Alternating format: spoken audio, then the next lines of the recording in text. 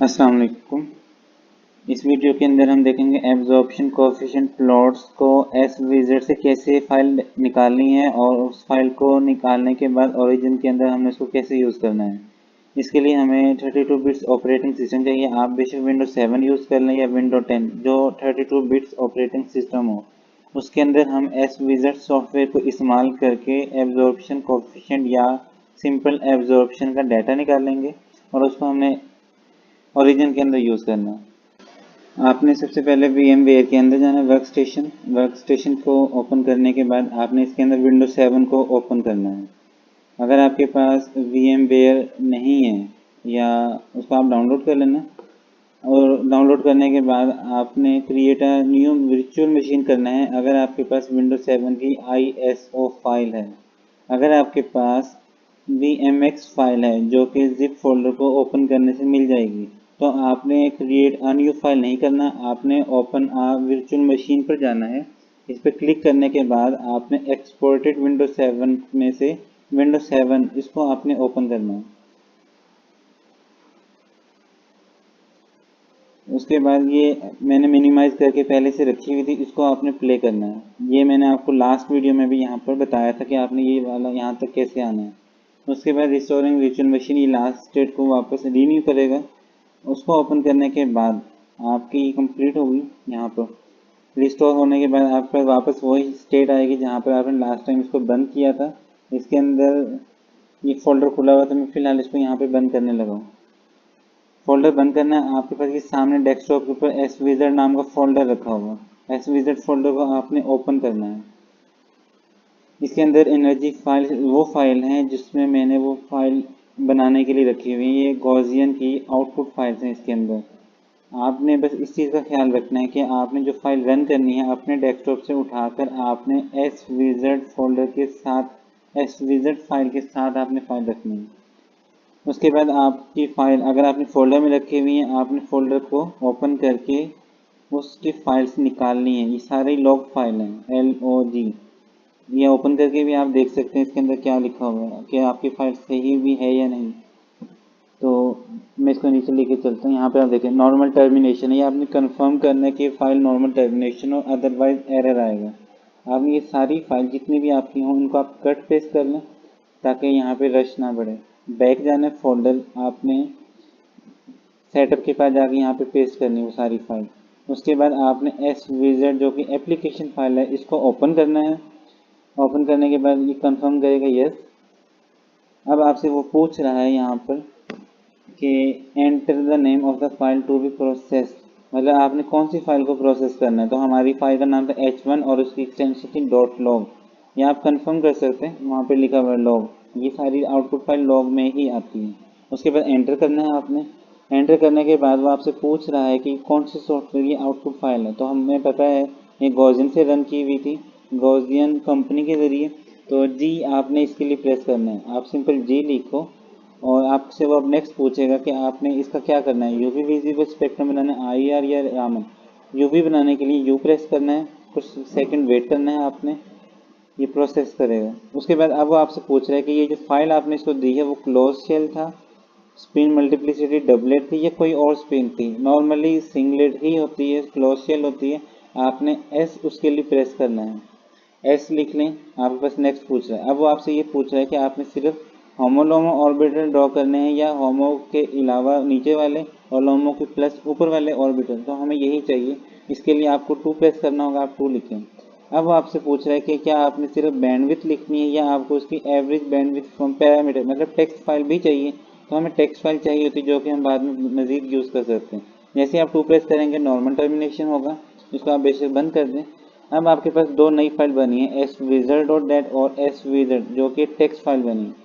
आप इसको रीनेम करें। सबसे पहले रीनेम में जाके आपने वही नाम रखना है जो आपने अपनी फाइल चलाई थी ताकि वो बाद में मिक्स ना हो। इसी तरह इसको भी आपने रीनेम करके H1 जो कि हमारी फाइल थी, ये 2 KB की ही होती है ज़्यादातर। आप इसको आइडेंटिफाई भी कर सकते हैं 2 KB के साथ टेक्स्ट फाइल में। ये मुकम्मल होने के बाद आपने इसी तरह बाकी H2 H3 भी करनी है।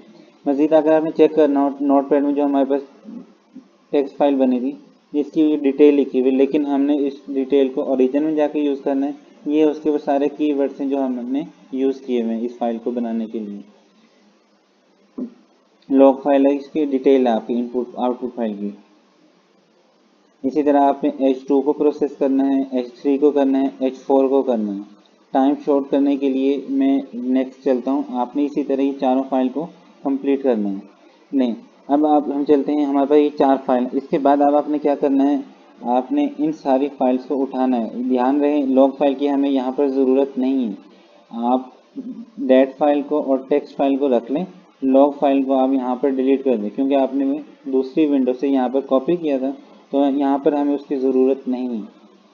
तो वो आप सिलेक्ट कर लें, शिफ्ट के बटन के साथ आपने माउस का लेफ्ट क्लिक करना है, ये सिलेक्शन होगी, डिलीट का बटन दबा के इसको यहाँ से हटा दें। अब आपके पास सिर्फ डेट फाइल है और टेक्स्ट फाइल है, इन सारों को आप सिलेक्ट कर लें, यहाँ से आप इसे फोल्डर में डाल लें इस ऊपर वाले में, या आप इसको डायरेक्ट कॉपी पेस्ट करके वापस अपने मेन डेस्कटॉप के ऊपर लेकर जा सकते हैं। ये अब आपके विंडो इसमें चले जाएगा, विंडो 7। और उसके अलावा अगर आपने मेन विंडो पर लेके जाना है तो इसको यहाँ से कॉपी करने के बाद आप इसको मिनिमाइज कर दें, यहाँ पर जाके आप उसको पेस्ट कर लें जो आपकी मेन विंडो है। ये सारी फाइल अब आपकी मेन विंडो के ऊपर है, विंडो 10 के ऊपर है। तो इनको आप बेसिक तरतीब लगा लें, यहाँ पे तरतीब लगाने से कोई खास फर्क उसके अंदर नहीं पड़ेगा ओरिजिन के अंदर, ये सिर्फ अपनी आसानी के लिए H1 H2 H3 H4 arrange किए हुए हैं।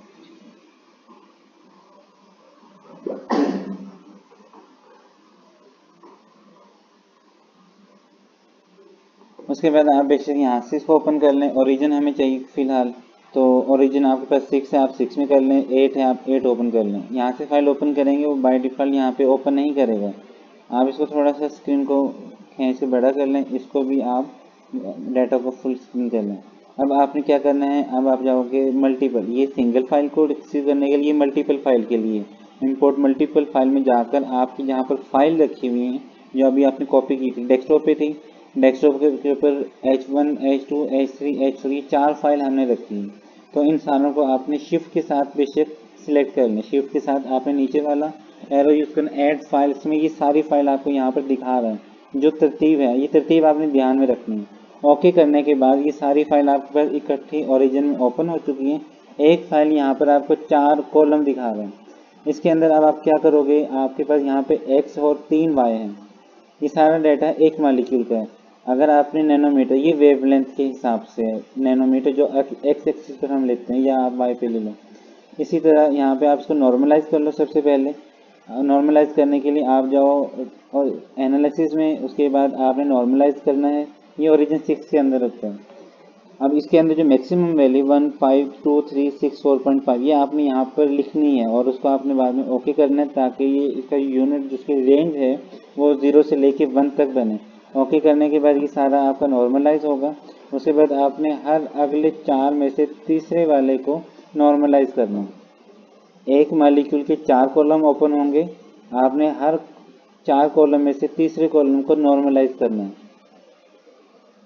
इसी तरह आपने बाकियों को भी नॉर्मलाइज करने के बाद इन सारों की सिलेक्शन करनी होगी। पहले आप इन सारों को नॉर्मलाइज कर लें, जो भी उसके अंदर वैल्यूज़ लिखी हुई होगी उनको आपने रिपीट करना है। इसके अंदर है 489 48.64।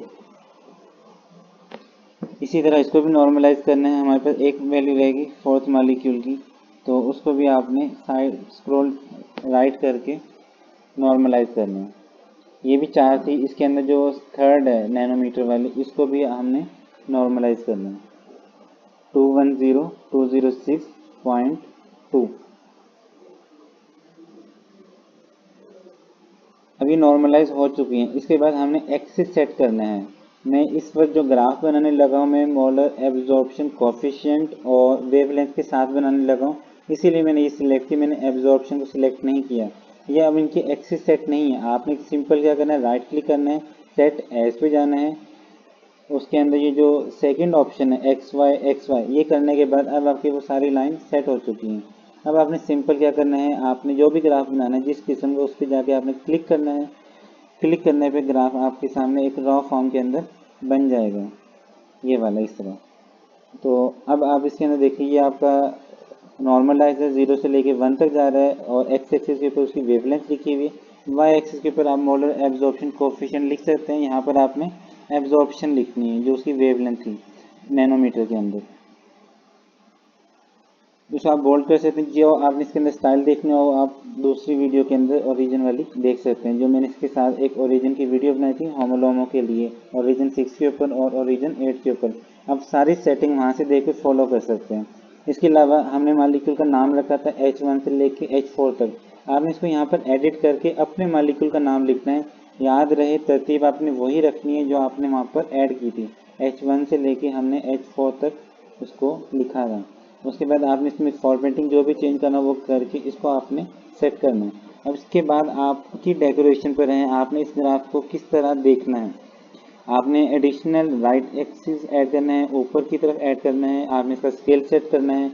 जो भी चीज़ आपने सेट करनी है सेटिंग इन्फॉर्मेशन आपको ओरिजिन की मेरी दूसरी वीडियो से मिल जाएगी, इसलिए मैं यहाँ पे इसको ब्रेक लगा रहा हूँ। यहाँ अगर आपके माइंड में कोई क्वेश्चन हो तो आप मेरे से कमेंट करके पूछ सकते हैं, या आप मुझे teamwork77@gmail.com पर ईमेल करके पूछ लें। Thank you. अल्लाह हाफिज़।